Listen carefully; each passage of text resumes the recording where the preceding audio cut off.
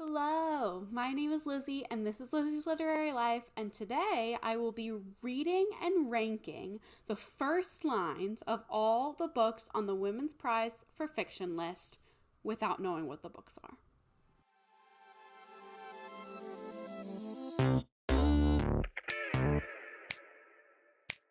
Okay, so this is a video that I did last year as well with the Women's Prize for Fiction long list, where basically I have a list that actually going to start off by shouting out number one, Ruby from Ruby Red, who facilitated compiling this list for me, and then also Marcella in the Margins, Martu Reads, and Reading with Moni all helped find these first sentences, and I appreciate that so much. The hunting down of books that aren't published in the US yet, that's just awesome. And also all four of those people I just mentioned have incredible booktube channels, and I will have them all linked down below because you should definitely check them all out. That being said, those people, facilitated by Ruby from Ruby Red, compiled a list of all the first sentences of all of the books, all 15, and I will tell you in a second why I say 15 and not 16 books on the Women's Prize for Fiction long list. And what I'm going to do is I'm going to read the first line. I don't know what book it's from. If I have a guess as to what book it is, I will tell you, but I don't really know what many of these books are about. This is my first exposure, basically, to these books. So I'm not necessarily guessing what book they are, but I'm going to rank them, or I'm going to rate them on a scale of 1 to 10 for intrigue level. And then at the end of the video, once I've read all of these first sentences, I can see which ones were most intriguing and see what those books were, and which ones were least intriguing and see what those books are. See if it aligns with my first perception of what I knew about the books before or anything like that. And that'll I'm planning on reading the short list and not the long list, but it will give me an idea going into watching Women's Prize content and my eventual reading journey, what is most interesting to me. First thing I wanted to address, though, before I really get into it, I will not be reading or engaging with, beyond this conversation that's happening right now, the book on the list by Chimamanda Ngozi Adichie, because she is a known TERF transphobe. Her comments about trans women are absolutely unacceptable. You shouldn't need to hear me say that, but it needs to be said, if that makes sense. And I simply, I'm not going to be reading that book. I'm not going to be promoting that book. I think it's honestly disgusting to me that the Women's Prize put this book on their list, because the Women's Prize is supposed to be about uplifting women and supporting women writers in this world, in this difficult political climate. And I do think that them putting a transphobe on the list was a statement. And that's a statement that I absolutely do not agree with. I did consider, I was so upset by this when the list came out yesterday that I did consider not reading or engaging with the Women's Prize for Fiction at all this year. But I did decide to still read and engage with it, or with the other 15 books, for two reasons. Number one, I think it's a disservice to the other 15 incredible writers if we count them all out because of this one inclusion. I think that it's important to uplift all of these voices of this diverse set of women who wrote incredible books, and to completely shut down and ignore all of them because of this one is a disservice to those 15 women and the stories that they're telling. And the second reason is that I don't want bigotry to take away something that I love. I've read the shortlist for the Women's Prize for Fiction for the past 3 years. This will be my 4th year doing it. And while I can't wholeheartedly support the prize as an institution anymore, I do still really enjoy reading, engaging, and making content about it. And I don't want to let the state of the world take that away from me. So those are the reasons I will still be reading or will still be engaging and making content about the 15 books on the long list that are on. That's my long list, is those 15 books. The long list is just 15 books this year. That's what's happening. That's what's happening. It's usually 16. Now it's 15. That's where it is in my brain. And so I'm not going to talk about that last book from this point forward. Let's get into it. There are 15 incredible books on this list. A couple of them I had heard of before. I think 3 I had heard of before. I've heard of The Ministry of Time, obviously. All Fours by Miranda July I had heard of.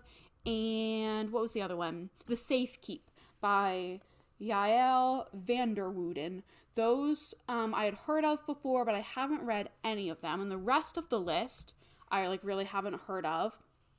Heard of a couple of the authors, but just was not really aware of them. So I'm super excited to get into this list. Like I said, I am planning on reading the short list when it is released. Between the release of the short list and the announcement of the winner, I'm planning to read the 6 books that end up on the short list. So there will be a vlog of that eventually. But let's get into these first lines. First line number 1. Anno Fernando doesn't care much for men. That is an excellent first line. Oh my gosh, off with a bang. I have no idea what book this is. Maybe Good Girl by Aria Aber. That just because men, girl, I don't know. I'm not going to make a guess, but this is giving 8 energy, actually. I feel like this is a really strong first line. I'm hooked. I would want to read this book. So, number 1 gets an 8 from me. Oh, also, I didn't tell you this before. I am going to put the book covers on the screen. Obviously, you saw that last one, so you know what book this first line is from. I just don't. So I think that makes it fun for you to know things that I don't know. So yeah, you will see the book covers on the screen of the books that these first lines are from, so you can see if I am guessing correctly or not. But I don't know them at this point. First line, number 2. A woman. That's the whole first line. A woman.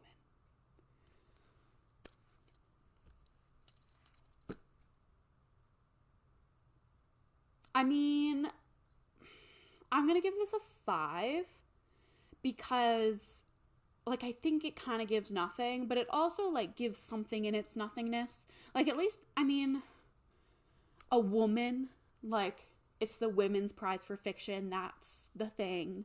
So I'm glad it's about a woman, but kind of giving me nothing. I'm going to give it a 5. First line, number 3. Kiara, name, steps out of her car and a cold sea wind catches her breath, whipping her hair across her face. Okay. This is giving modern because Ciara, it's Ciara, I feel like it's a very modern name. So I feel like this is a contemporary rather than a historical. I say that, but I don't actually know which ones are contemporary and historical because, I don't really know what any of these are about. But it's not really giving much. Honestly, is this better or worse than the last one? I feel like this is worse than the last one, actually. I'm going to give it a 4.5. No, I feel like this is a 5 and the last one was a 6. We're going to retroactively make the last one a 6 and make this one a 5. Yeah. Next, first line number 4.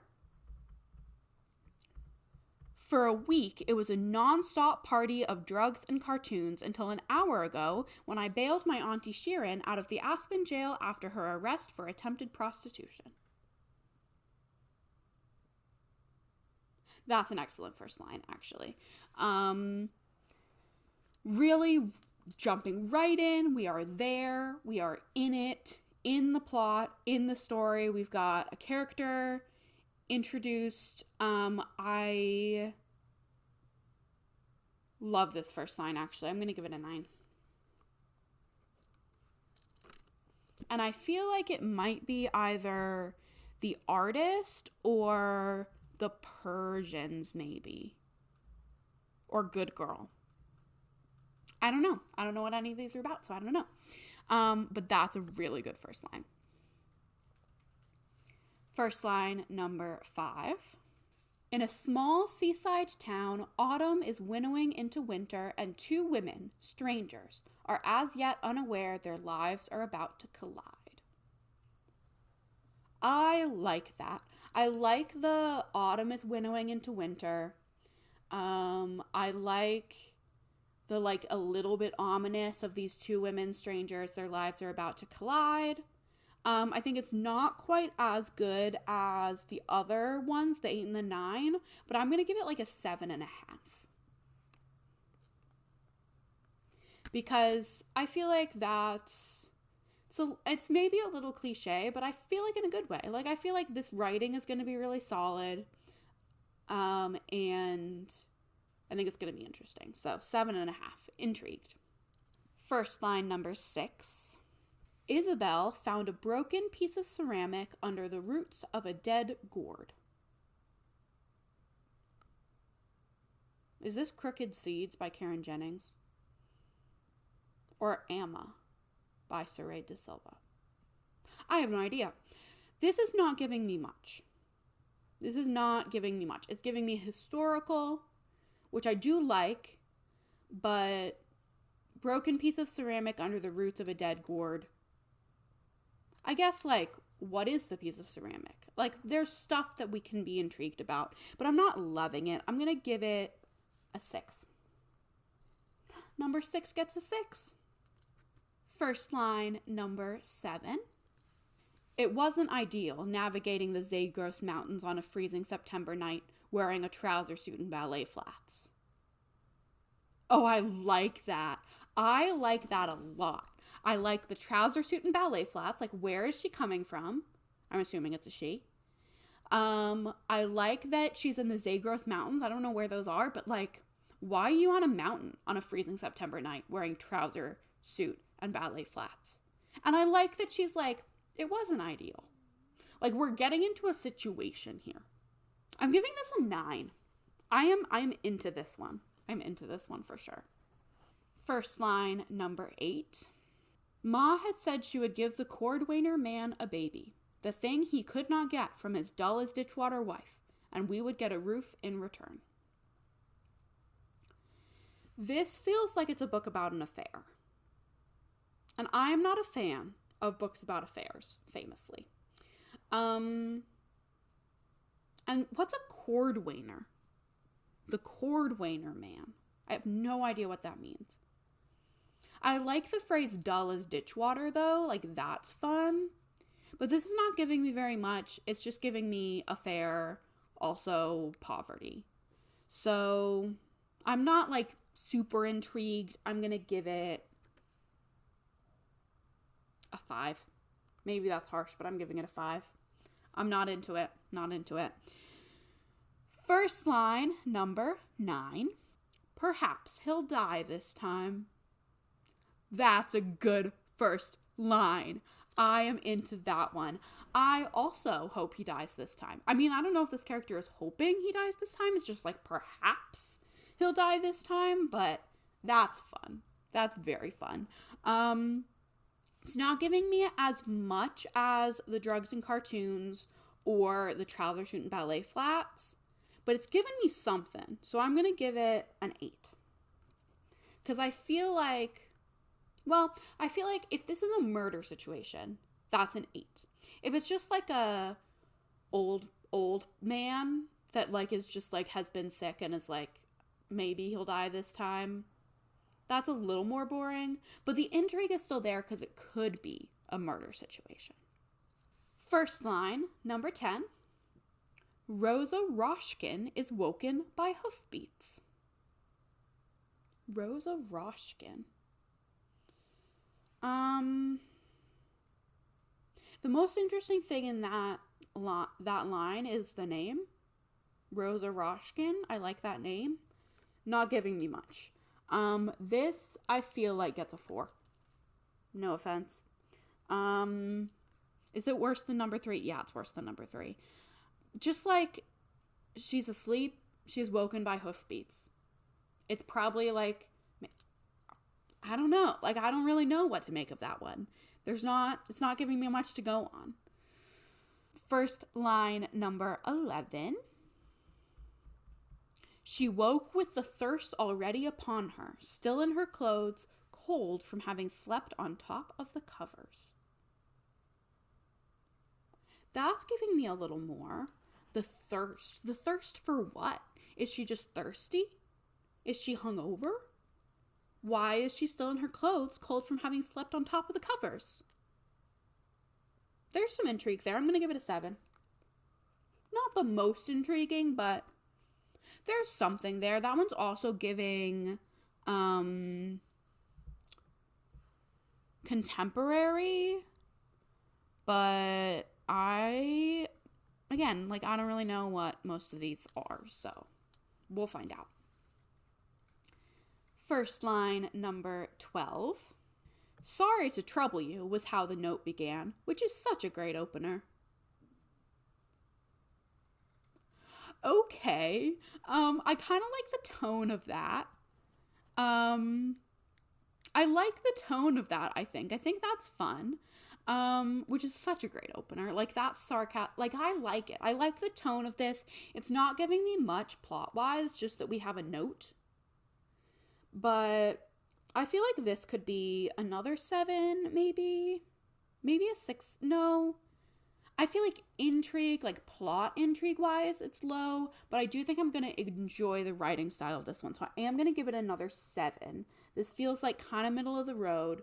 But I am interested in this one because I think the tone is fun and that bodes well for a fun reading experience. First line, number 13. The train back to Berlin took 7 hours, and the towel in my suitcase was still wet from my last swim in the lake, dampening pages of my favorite books. What's the Berlin one? The Berlin one, is that a little trickery? I remember one of them being set in Berlin, but I don't remember which one.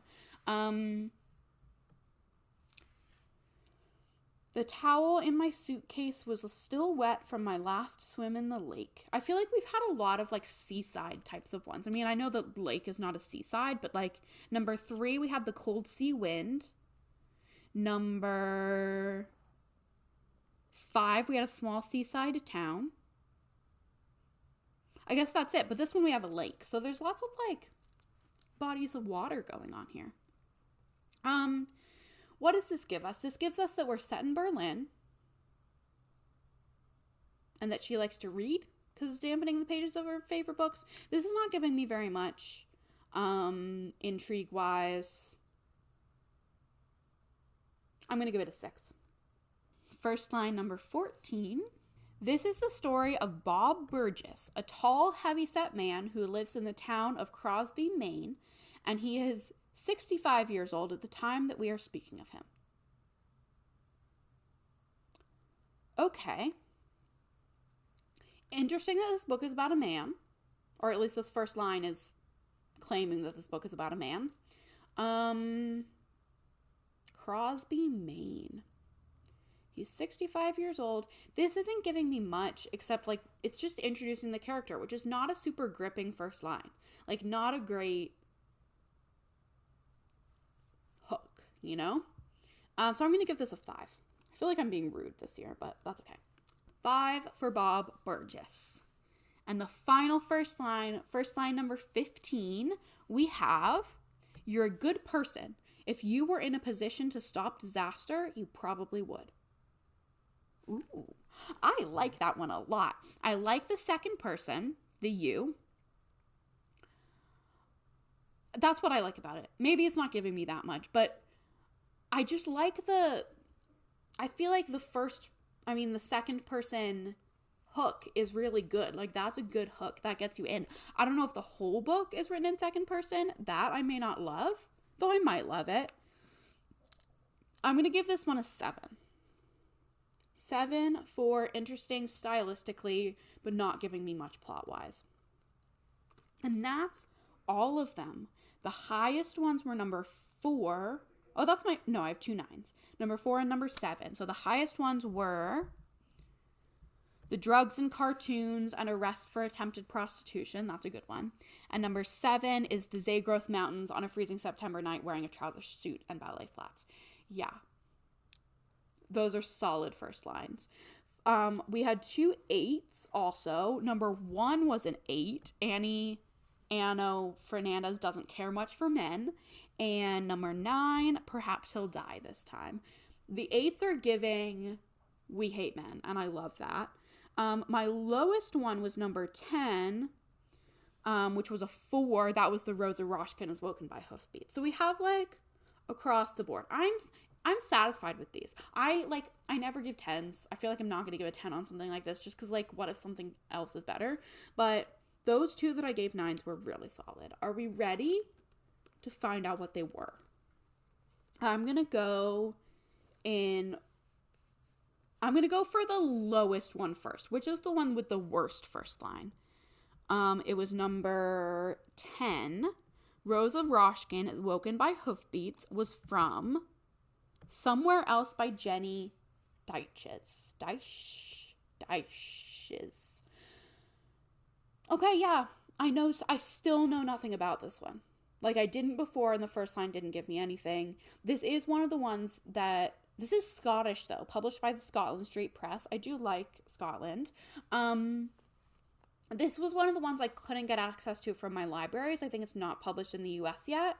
But yeah, I wasn't super excited to read that one anyway.